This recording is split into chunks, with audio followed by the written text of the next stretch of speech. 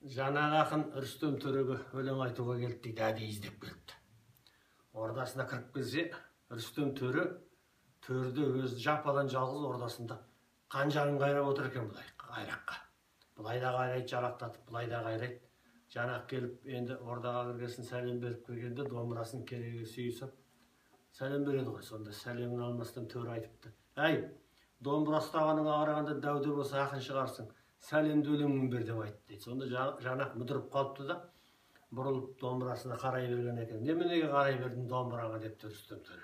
«Қарағай саған сөз үйретем, ал сөз үйретсе сол домбыраңды алда айта қойшы» деп айтты дейді. Сонда домбырасы қолына тиген бетте Жанақ өлеңді қоя берді дейді.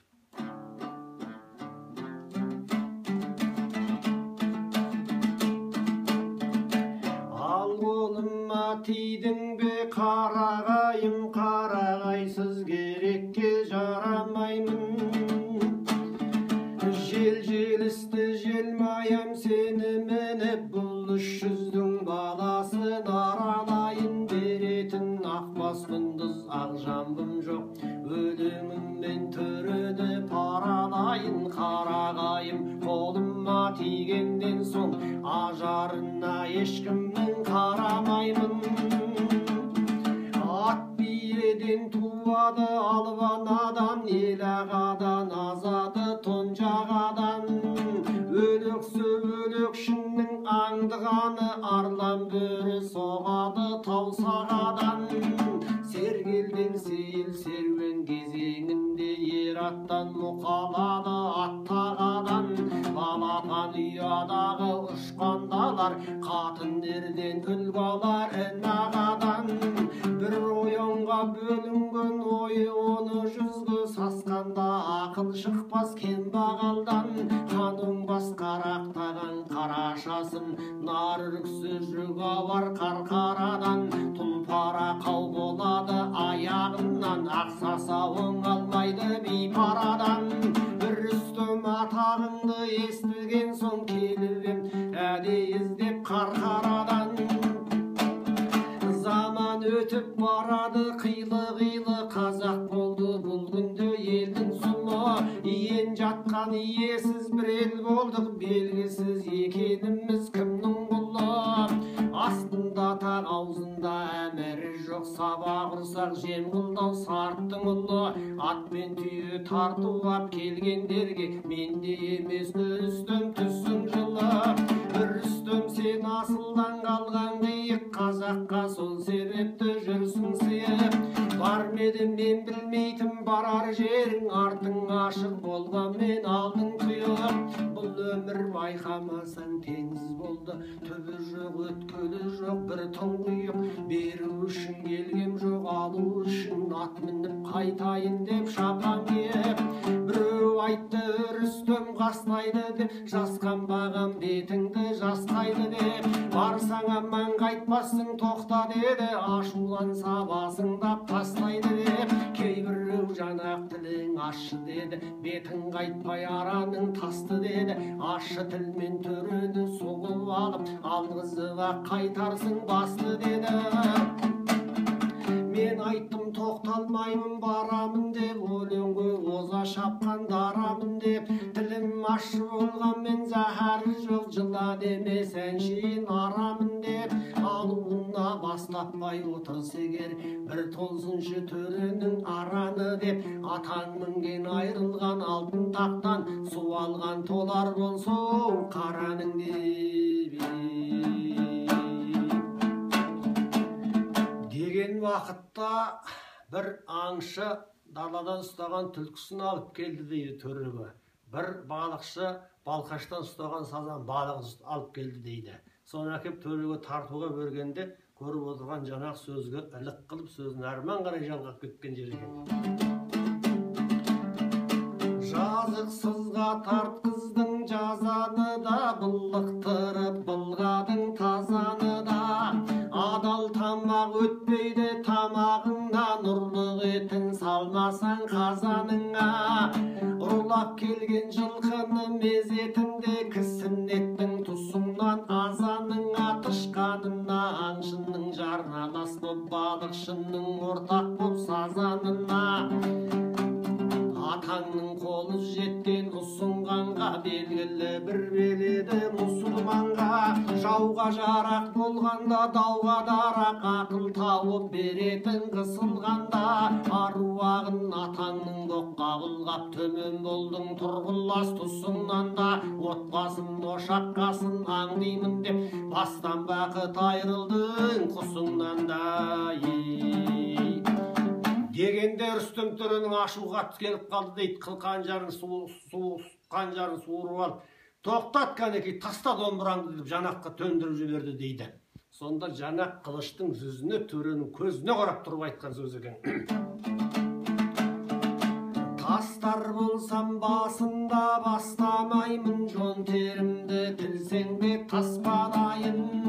Бас кеспек болса дағы тіл кеспек жоқ, мен сірә домбырамды тастамаймын. Береке көктен деген жерден жылыс, еріл туса болады елге тыныс. Сөйткен еріл сен болсаң тумай-ақ жоқ, сен туғалы шайқалы елден арыз. Төренің тұқым азып тұқыл болып бола тағы бұл күнде болды мырыш. Шабар болсаң датымды айтқызып шап, дат айтқызбай шапқан жоқ атаң қылыш. Арғы тегін қаныш жер Абылайдан қазақтың баласына даңқын жайған. Абылайда сен жиған ішкен емес, жаудың қанын ішетін ашып майдан. Алғалы отырғаның кімнің басы, сен Абылай боласың, айтшы қайдан. Атаң мінген айрылған алтын тақтан, адам шешіп аңшы өскен сен бір хайуан. Көтеріп қанжарыңды қоразданып, бурадай көбігіңді сыртқа жайып. Мен өлтірсең айтшы сен не боласың, тұман болар басыңнан күннің ауып. Арғынның бергі шеті жеті суда есіл нұры, ар жағы еділ жайып. Абылай ботақанды өлтірем деп заманы болмақ бедау алмағайып. Сол себепті сен тұрмақ атаңның да табаны Көкшетаудан кеткен тайып. Хан емессің қарадан алдың алым, ұрлап тартып жетімнің жедің малын. Лұқмандай хакімді жерге көмген, өзіңдей бір заманда патша залым. Мені бірақ сен жерге көмалмайсың, мен түгіл торғайға да келмейді әлің. Дақ салмай сірә тегін кетет деме, дар көрігім кернеді көлем жалын. Қабын қайдан жаралды сабын қайдан, олар арсыз жанаққа едім мәлім. Ауылды қуан талмас алтын төсіп, елді жеген бір бермей кетпей десеп. Жел болмаса қозғалмас шөптің басы, сен туралы гулеген талай өсіп. Шынар құлап түбінде қалды шіріп, елін тұсы бұзылды мәйе кіріп. Ел тентегін тыятын төреміз, сен өз қолыңнан ұрыға бердің ұрық. Бұл мінезді қарызға алдың қайдан, өз тегіңде жоқ еді мұндай құрып. Аш қасқырдай нашарды жығып жейсің, сырт жау келсе кетесің шиге бұғып. Батыс пенен шығысты кім қоршады, қарашы жан-жағыңа мойның бұрып. Жарқыраған батыстың сар жұлдызы, үніңе суды құйып алда ұрып. Еңсеңді алып еңкейтіп жарғың өлтіп, іргесін ауылыңның қойды түріп. Ей ордан өртіп орнына дуан салды, мықты болсаң қанеки берме шырап. Өз еліңнің тынышын өзің алдың, ұлығына хақанның артың тығып. Бөденедей бас үйтіп бір сөн қағып, бұл жүрісің қай жүріс елден шығып. Дегенде Рүстем одан сайын ашуланып қылышын төндіріп жүрді. Тоқтат енді, таста домбыраңды. Сонда жанақтың төрені тоқтатып айтқан сөз дейді. Ау тақсыр ақылға кел, ашуың басқан қараң, қан қайрақ дегендейін қарашы тас. Хан артынан жүз ұрып дегендейін, бағы зорға болады әркім аққас. Мен қолыңдан келемін не қылсаң да, бақ күндіз жан емеспін мен тайталас. Алуыңа тұрама менің басым, кессең бас тақсыр түрін кешсең қалас. Қиянатсыз кеуде бас сақтай алар, қиянатшыл кеудеден кесілер бас. Kesсе де кемімейтін кенім сенсің, жаяуларға ат болған аштарға ас. Бұл неше жын түнеген хан ордасы, топпас қосқан төрінде ел ағасы. Аруақ деп аттаған құр шықпаған Абылайдың алтынды босағасы. Қарғалың қайырсыз бел болдың ба, асқар тауым айдынды ел панасы. Үй жығылып қазақтан тікті күркөден де айырылар бірте-бірте. Сүлік сона аралап сөлін сор, уын жайды кісінің қанын бүркө. Өзінің көлін көсін құрғы жүктеп, көк жантық қоян болды үркө. Сиырдайын шиырлап шырайын алды, бірін мүйіздеп түрте. Хан түңілді бұл күнді халықтан да ханнан әбден жалыққан ба. Халық дария хан балық емес педі, судан шықса жан кетер балықтан да. Ат шалдырар қалмады айтарлық жер, алыс жүріп келгенде талыққанда. Ит кемірсе тоймайтын бай буасы, қайырым мейірім жоқ зарыққанда. Кедейгер кеселмінді көр алымды, туа кетті қасермен ғарықтан да.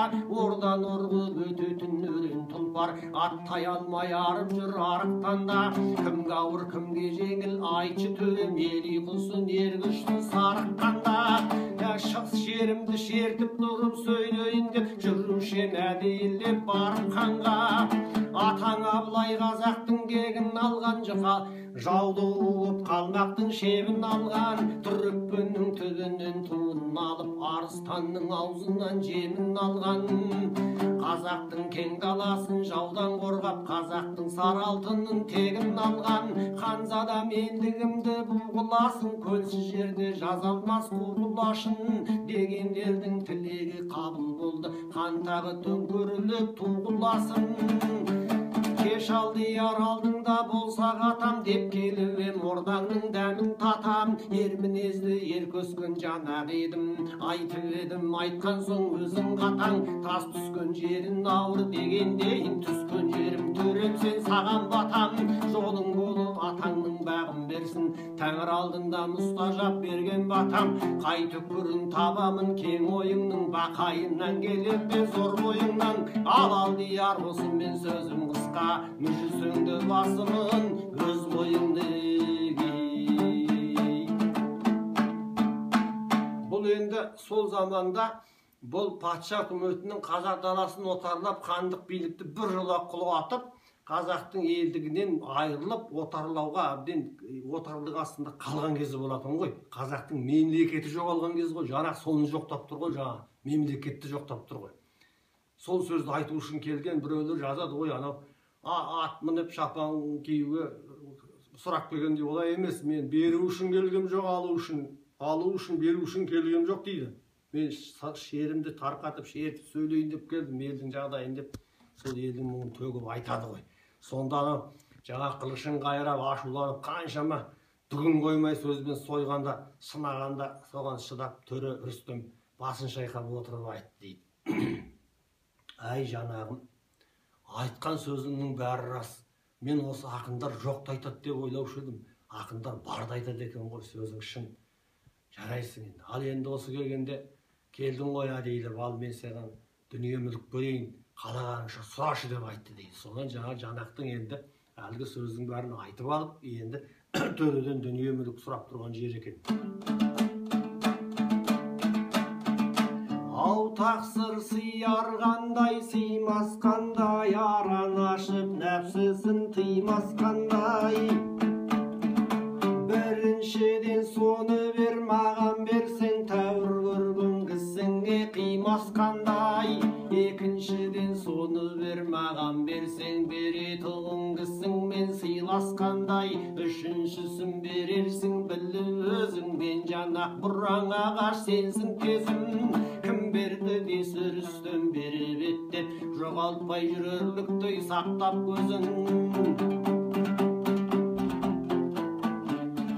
Олда олжа алынбай қайтса басым, өзің біліп қосарсың қосымшасын. Тоғыз алып қайтыпты деген атақ, өзің біліп жатарсың арғы жағын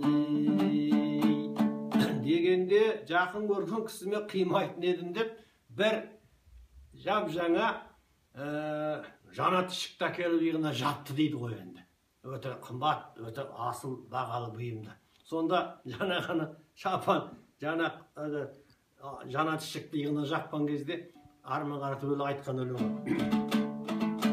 Жанат ішік жауыпсың иығыма, күн жетпейтін бармақтай қиығына. Сені киіп көргенде күлкі келді, өзге түгіл өзімнің иығыма. Ішік жанат болғанда сеңсең тымақ, бәрекелді көнетіп тұрсың ұнап. Ішік анау болғанда тымақ анау деп мазақтап күледі-ау біреу сынап.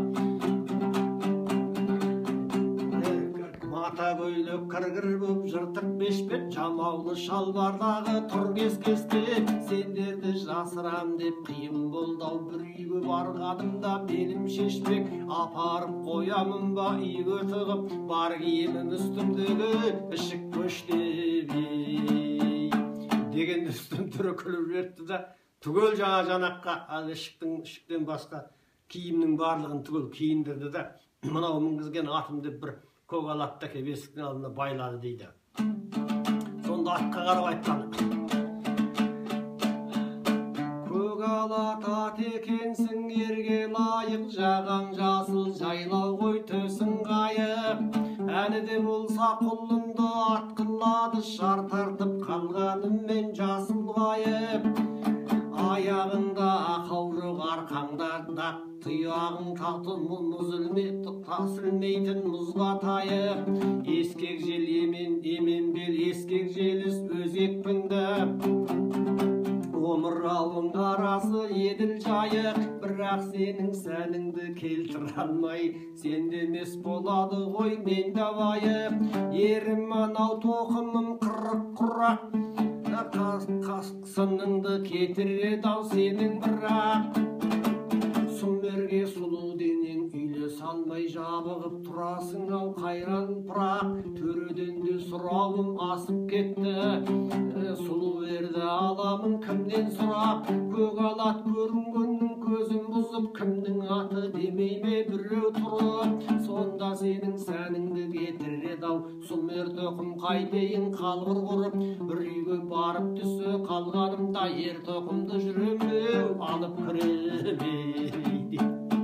Сонда төрі бір бейжін ер тоқым әкеп берді дейді жаңа атына. Сөйтті де мынау бір қимасыз атым еді, көзімдей көріп жүр деп күміс кісе белбеуді тартты дейді қынымен, бірақ пышағы жоқ екен. Соны көріп қап жанақтың айтқаны: төренің көзі берсем кісесіне, ерұлдың лайықты мүшесіне. Болмаса Рүстемнің жомарттығы, оңайлықпен сен қолға түсесің бе. Бәрекелді кісеңіз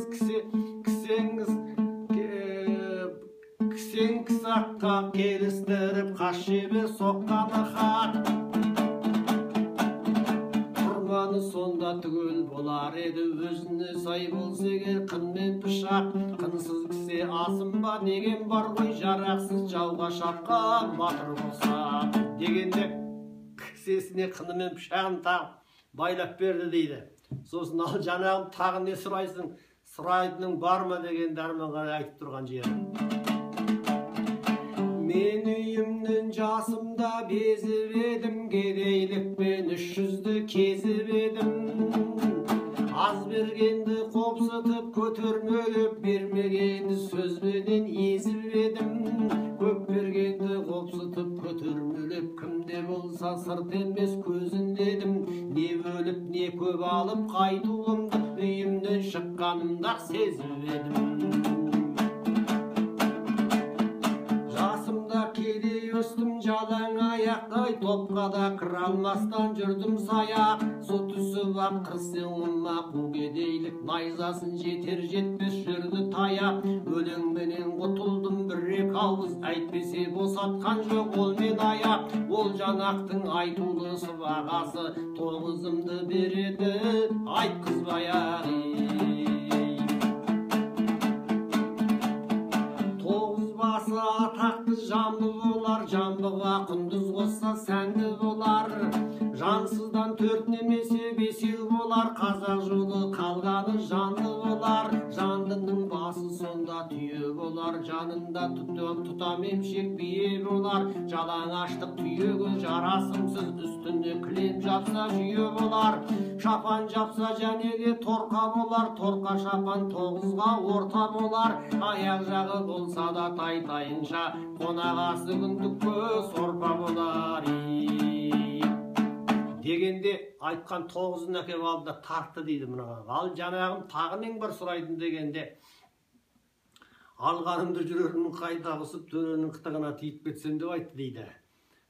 Бір илахи Құдайым қаралыққа тыйым салып, илахи оңға бассын істің ағы деп, мен түгіл қызыр бата берсе дағы астың абылайдың тимес тағы деп айтты дейді жәнетте. Сонда қаймықпа сұрайтының болса тағы сұра дегенде, жанақтың енді төренің әйеліне қаратып айтып тұрған жер екен. Енді өлеңді айтамын ханымыма, ханымымда жарайды алымыма. Ханымда бөтен емес ханның қызы, ханымды да балаймын хан ұлына. Бір нақ сүйір бар еді, алған сүйіп, қалың малын әркімнен берген жүйіп. Мен ол кір көйлек киіп жүр амалсыздан, мен барам жанатпенен құндыз киіп. Өзіңді ойлап алмапсың бен есімбе, деп жүрсе үй алам ғой бетім күйіп. Ханымның мұндан артық қандайы бар, балтамға сөйлегенде таңдайы бар. Тілім жетпей қалмасам сұрай алмай, жомарттыққа жаралған маңдайы бар. Дегенді Рүстем төренің әйелі жанақтың үйдегі әйеліне түгендеп, жақсы киімнің бәрін берді дейді. Қысқасы қасында бір қара шал бар екен, оған да киім алып берді дейді. Мынаған қиып беретін түк бермедің, бергенінің бәрі асыл, бәрі таза деп. Оны алды. Енді болдау деген кезінде жоқ. Тағы не сұрайсың? Айтарыңды қысылмай айт деп айтты. Соның бір төренің аққымай тазысы бар екен, оны да алды дейді. Түгел беріп жаңағының енді барлығын дүниесінің бәрін үйіп төгіп, артып беріп, аттандырып тұрғанда Рүстем төре жаңағы ақыннан сұрады дейді. Сонда сонша мал мүлік берген адам. Ал жанағым еліңе барғанда не деп барасың деп айтты дейді. Сонда жанақтың айтқаны. Ау тақсыр елге барсам шынымды айтам, көз көріп ой жорыған сынымды айтам. Жетіскен жеткеніңді айта келіп, көз көріп ой жорыған сын, балтамен шабатуын мініңді айтам. Қыс келсе қадыр өтір, өткен күздің атаңа беріп еді қазақ тізгін. Ханнан қайыр, қарадан шайыр кетті, қазақтан бір жолата күдер үздім. Бұл күнде хан мен қара тең болған кез, бағасыздан кем болған кез. Ғаламат аспандағы жерге түсіп, ғажайып түсті көрген өң болған кез. Сөз байлаусыз оғуда жез болған кез, қайғың азыр ермегің шер болған кез. Асқар тауды бұлт басып, мұнар шалып, теріскей тепсеңіз жоқ бел болған кез. Шалқыған шалқар көлдің таңғыр болып, шалшық суық тебіні жоқ көл болған кез. Шеп бұзып тұңғылатқан батыр қорып, тебінгі салған ұры ер болған кез. Хан қақпа қалып қазына батыр қорған, молда сүрлі ежелден елді сорған. Шешен шеңбер болғанда бейтаразы, ән-сәнің күйін көркің ақын жорған. Хан кеткен соң халықтан қақ басылды, қақ басылса аяққа ел басылды. Батыр кетті қорғанның құлағаны, қақпа жоқ қорғаны жоқ ел шашылды. Жуан қамшы тойбастар көсем болды, елірмелі екесті шешем болды. Бигеттім алдылардың айтағында, пәленді мұқатып бір десең болды. Ақындікі сандырақ сарым болды, күйшіндікі көмескі зарың болды. Ән сәнінен айрылып күй көркінен ішкенің бойға жұқпай зәрің болды. Сондықтан мақтауыма сыймайсың да, өтірік айтып мақта деп қинайсың ба? Аруақ қонып жын түнеген орын еттіп, және де жамандауға қимайсың да. Алдыңда келер күннің түсі суып, бізді соған барады өмір қуып. Ей, көріспесек алтыным қош аман бол, көрісем деген үміттен қауып жұмық деп аттанып кете барған екен жарықтық жаңағы ақын атамыз.